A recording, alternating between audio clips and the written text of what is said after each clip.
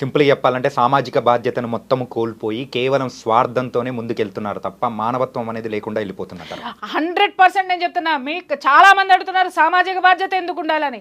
అరే సమాజంలో నీతి ఉంటేనే నువ్వు బతుకుతావు ప్రాణాలతో. ఆ నీతిని నువ్వు ఏది పెంపొందిస్తావో, నువ్వు ఏది సమాజానికి ఇస్తున్నావో అది రేపు పొద్దున వచ్చి నీ ఇంట్లో కూర్చుంటుంది. నువ్వు దౌర్జన్యాన్ని ప్రోత్సహించావు, నాకెందుకులే అని మూసుకొని పిరికి బందులాగా లోపల కూర్చున్నావా? ఆ యొక్క దౌర్జన్యం పెరిగి పెరిగి పక్కింటి వాడికి దగ్గరకు వచ్చింది, ఊళ్ళోకి వచ్చింది, పక్క రోడ్లోకి వచ్చింది, పక్కింట్లోకి వచ్చింది, నీ ఇంట్లోకి వస్తుంది. నెక్స్ట్ నువ్వే టార్గెట్. అది నీ వరకు రాదు అని మాత్రం దయచేసి ఆలోచించకండి. పిచ్చి జనాలు, పిచ్చి కథలు, పిచ్చి వ్లాగ్స్. నిజంగా చెప్తున్నాను కదా, ఈ సోషల్ మీడియా వచ్చిన తర్వాత జ్ఞానం ఎంత ఉందో అజ్ఞానం 10 ఉంది. దానిలో విచ్చలవిడితనం ఉంది. ఎవడు ఎంత నీచంగా పోస్టులు పెడితే, ఎవడు ఎంత నీచంగా మాట్లాడితే, నిన్నగాక మొన్న కూర్చున్న ఒక దరిద్రమైనటువంటి విషయం అన్నమాట.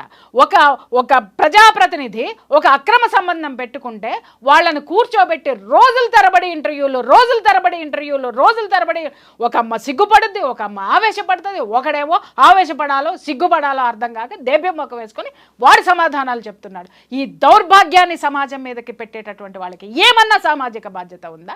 ఇది సమాజాన్ని భ్రష్టు పట్టించేదా? ఒక వార్త ఏసి తీసి అవతల అది వాళ్ళ కుటుంబ విషయాన్ని రోడ్డుకి ఇచ్చుకున్న తర్వాత ఏది చెప్పాలి, ఎవరి తరపున నిలబడాలి మీడియా? సమాజంలో ఇది ఎలాంటి దౌర్భాగ్యమైనటువంటి సిచ్యుయేషన్స్ తీసుకెళ్తుంది, కుటుంబ బంధాలని ఎలా విచ్ఛిన్నం చేస్తుందని మాట్లాడుకోవడం మానేసి, అలా మాట్లాడారా, మీరు ఏం పాట పాడారు, మీరు ఏ కన్ను గీటారు, మీరు ఎక్కడ పట్టుకున్నారు, మీరు పడుకున్నారా లేదా, ఇంత నీచమైనటువంటివి మాటలు మాట్లాడుకుంటూ ఇదే ధోరణిని పెంచుకుంటూ పోతున్నారంటే ఇవే జరుగుతాయి మిస్టర్.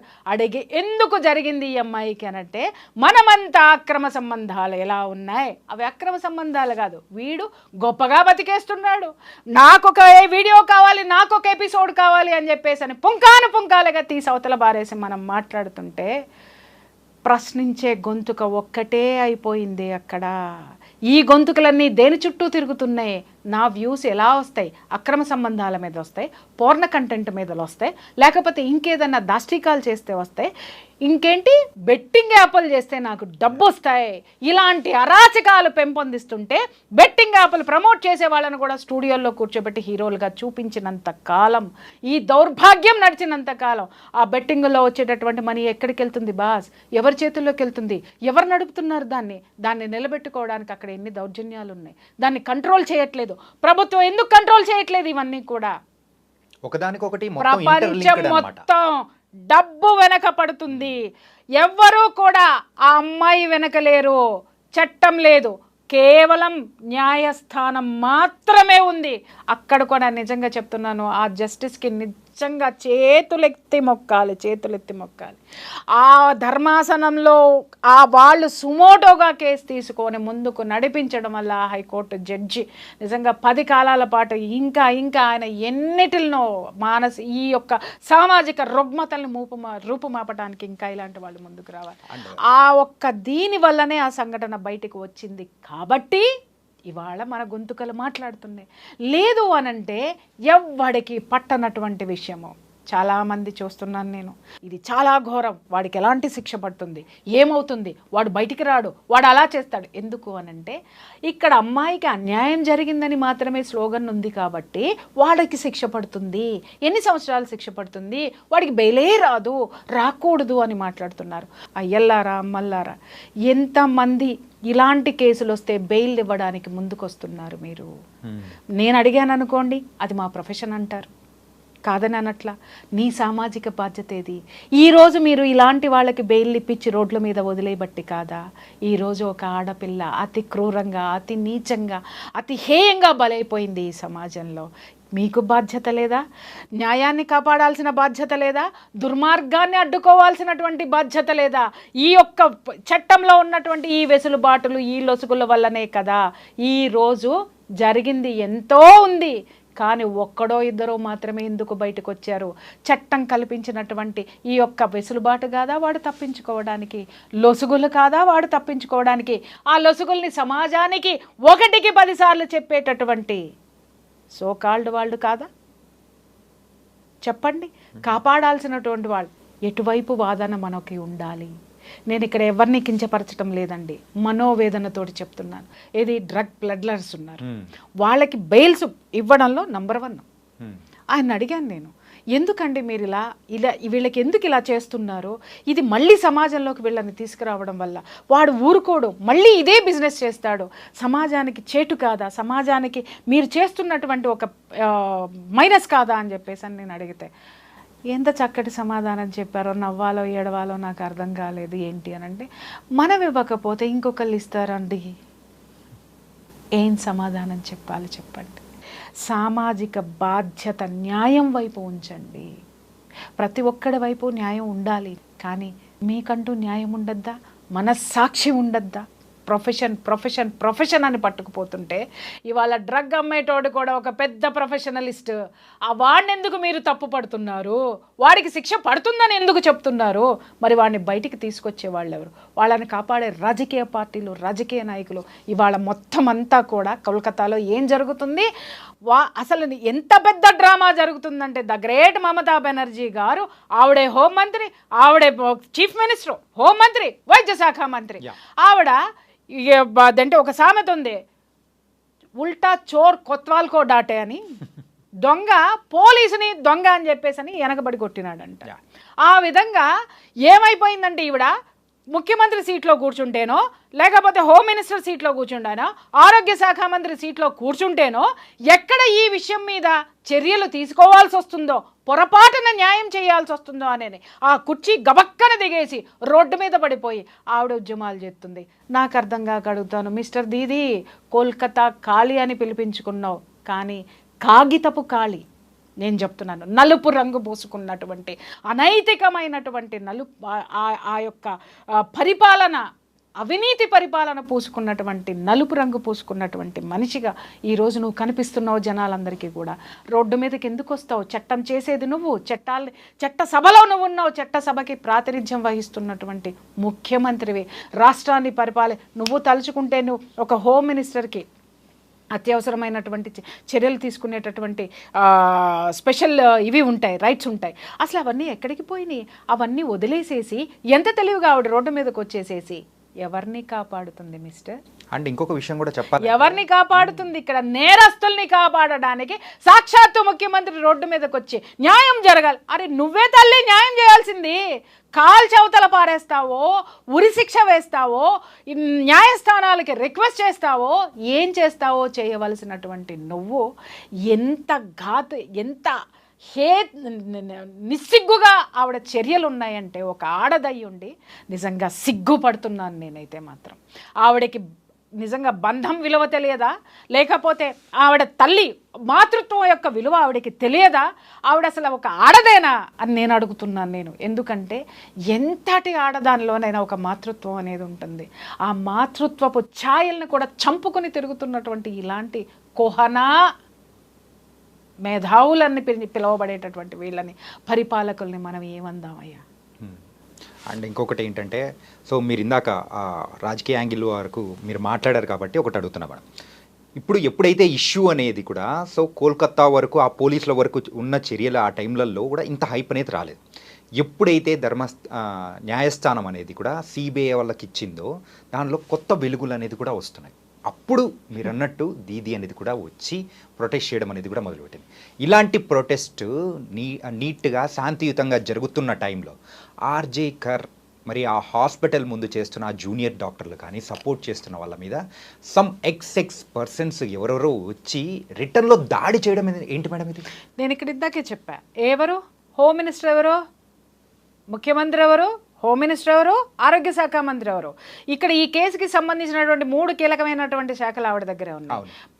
అకృత్యాలు జరుగుతున్నది మొత్తం, ఈ డ్రగ్స్ అమ్ముతున్నటువంటిది, ట్రాఫికింగ్ జరుగుతున్నటువంటిది, శాంతి భద్రతలకు సంబంధించినటువంటి అనైతికమైనటువంటి చర్యలు ఇక్కడ శాంతి భద్రతల లోపం ఎక్కడ జరుగుతుంది? ఒక ఆసుపత్రిలో జరుగుతుంది. ఈ రెండిటిని మీద చర్యలు తీసుకోవాల్సిన పొజిషన్ ఎవరిది? ముఖ్యమంత్రిది. ఈ 3 ఆవిడే. కాబట్టి ఆవిడ ఏం చేస్తుంది, అక్కడ ఉన్నటువంటి ఉన్నటువంటి ఏవైతే ఇవి ఉన్నాయో సాక్ష్యాధారాలు ఏవైతే ఉన్నాయో వాటిని నాశనం చేయడం, ఆవిడ రాష్ట్రాన్ని నాశనం పట్టించిందండి. సాక్ష్యాలని నాశనం చేయడం ఆవిడకు ఒక లెక్క, భ్రష్టు పట్టించి అవతల పారేసింది. రేపొద్దున దేశానికి పట్టిన అతి దరిద్రమైనటువంటి లీడర్ ఎవరైనా ఉన్నారు అని అంటే ఈవిడొక్కటేనేమో. ఒక ఆడదానిగా నేను ఇన్ని మాట్లాడడం నిజంగా చెప్తున్నాను, సిగ్గుపడుతున్నాను. నేను ఒకటే మాట్లాడుతాను, అనొచ్చు ఆడదానివై ఉండి ఇట్లా మాట్లాడతామని. కేవలం నేను ఒకసారి నైటీల గురించి మాట్లాడినందుకు అబ్బో ఆడవాళ్ళందరూ నా మీద విపరీతంగా దాడి చేసేశారు. మరి నేను ఆడదాన్ని కాదా?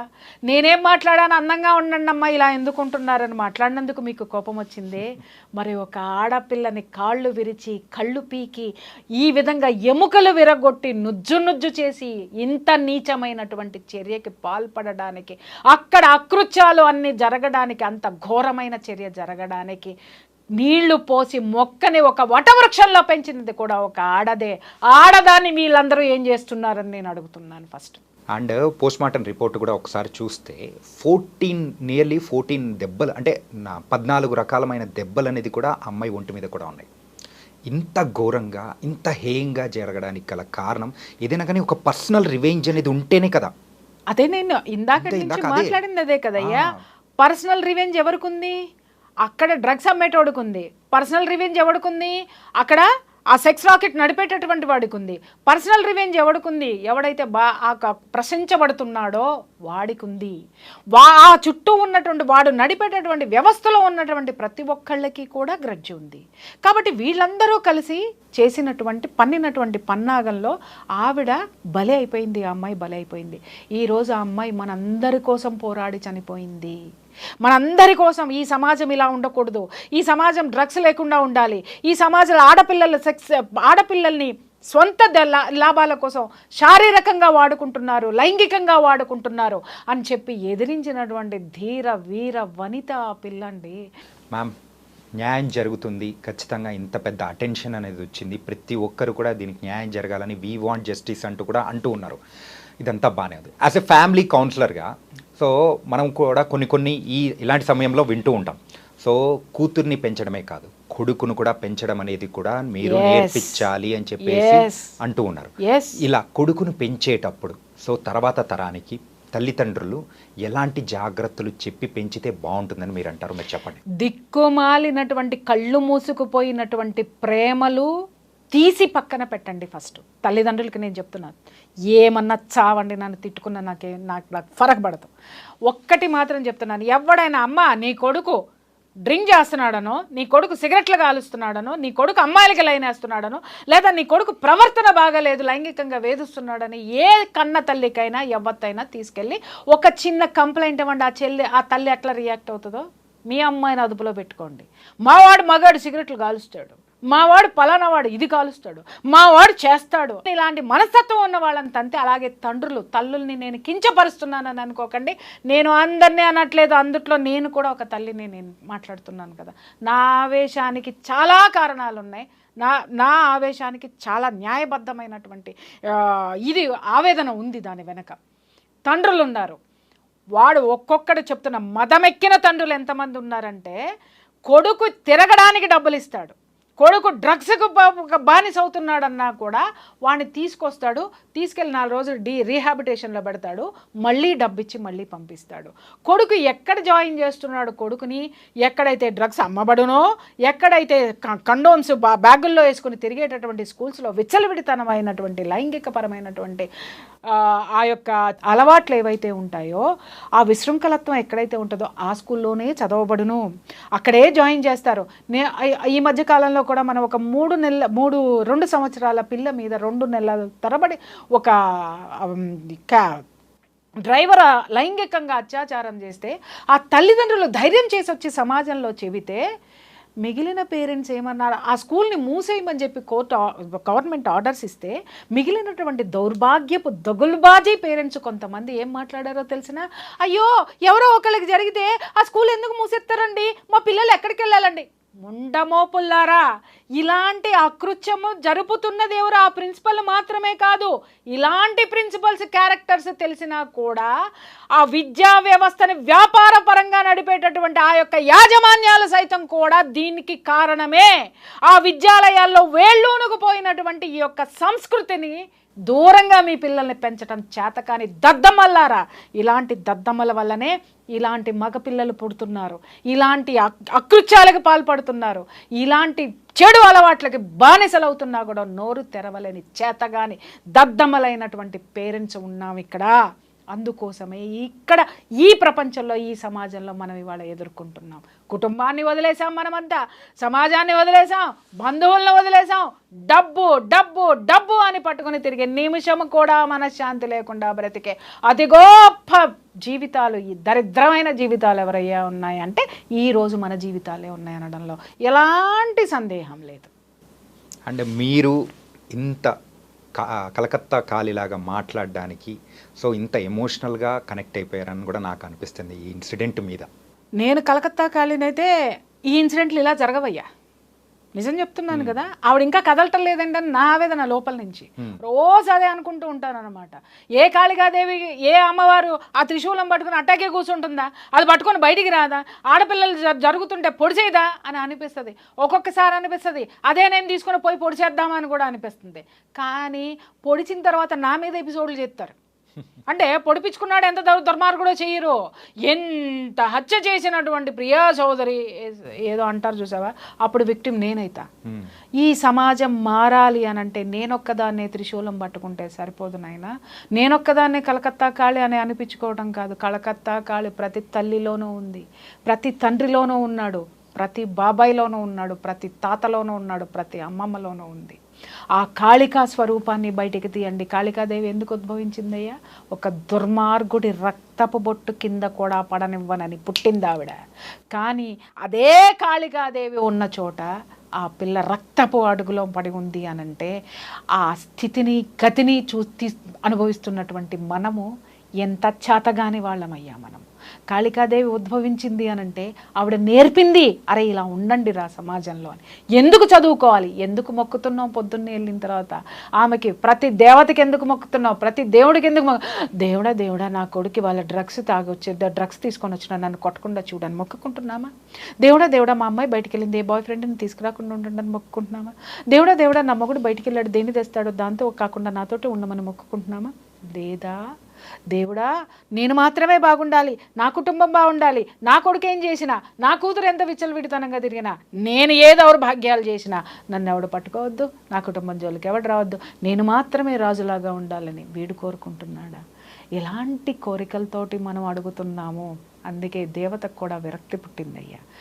ఎవడి మీదకి వదిలేసిందంటే ఇవాళ సమాజంలో ఉన్న మన మీదకి వదిలేసింది బాధ్యత కలకత్తా కాళి. ఆ కలకత్తా జనమే తేల్చుకుంటారు. ఇప్పటికీ కూడా నేను ఎప్పుడో ఒక మాట మాట్లాడుతూ ఉంటాను, ప్రకృతి అనేది మాత్రం ఏ రోజుకైనా విశ్వానికి ఛాలెంజ్లు విసరకు బ్రదర్. తిరిగి అది ఛాలెంజ్ విసిరితే తట్టుకోలేవు. కొన్ని వందల సార్లు చెప్పినా నేను ఈ మాట. ఈరోజు ద గ్రేట్ దిక్కుమాలిన కాగితపు దీది, కాలారంగు దీది అనుభవిస్తుంది విశ్వం విసిరిన సవాల్ని. ఏ యాంగిల్ నుంచి ఎటు వచ్చినా కానీ సో దానికి వెనకల ఏ అంటే ఎవరుంటారు ఏంటి అనేది కూడా మీరు చాలా నీట్గా కూడా ఎక్స్ప్లెయిన్ చేసి చెప్పారు. So thank you so much Priya Chaudhary garu. Thank you. So guys, ప్రతి ఒక్కరు కూడా మరి ఈ ఇన్సిడెంట్ గురించి తలుచుకున్నారంటే ఖచ్చితంగా గుండె తడి, ఖచ్చితంగా కంట్లో నుంచి నీరు వచ్చేది కూడా ఖచ్చితంగా ఉండే ఉంటుంది. అయ్యో అనుకున్న క్షణాలు కూడా మనకు ఉండే ఉంటాయి. కాబట్టి ఇలాంటివి మన ఇంటి వరకు కూడా రాకూడదు అని అనుకుంటే మనం కూడా సామాజిక బాధ్యతతో ఏదైనా కానీ తప్పులు జరుగుతున్నాయంటే ప్రశ్నించే అవకాశం అనేది కూడా మీరు తీసుకొని దాన్ని ప్రశ్నించారంటే మనం ముందుకి జాగ్రత్తగా వెళ్ళొచ్చు. భవిష్యత్ తరాలని కూడా మనం హ్యాపీగా ఉంచవచ్చు. ఇది ఇవాల్టి ఇంటర్వ్యూ. మరో ఇంటర్వ్యూతో మళ్ళీ కలుద్దాం. అంతవరకు take care. This is your Chanakya. See you.